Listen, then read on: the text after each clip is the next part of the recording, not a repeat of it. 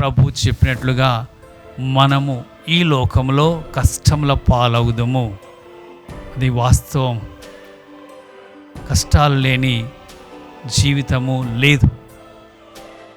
బాధలు లేనటువంటి జీవితము ఈ లోకంలో ఎవరికీ లేదు. ఏదో ఒక రకమైనటువంటి ఒత్తులను, బాధలను, సమస్యలను, కష్టములను ఎదుర్కొంటూనే ఉంటాం. అది మానసికమైన బాధ కావచ్చు, శారీరకమైనటువంటి బాధ కావచ్చు, ఇంకా వేరే ఇతరమైనటువంటి బాధ కావచ్చు.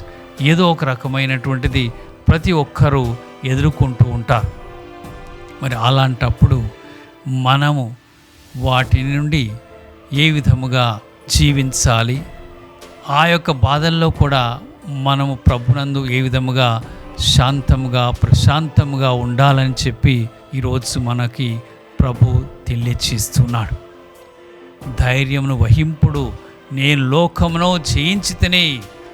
అటువంటి ప్రభు మనకు ధైర్యం ఇస్తూ ఉండగా, అభయం ఇస్తూ ఉండగా, ఆయన ఎల్లప్పుడూ మనతో ఉన్నాడనేటువంటి నమ్మకము మన హృదయములో మనం కుదుర్చుకోవాలి.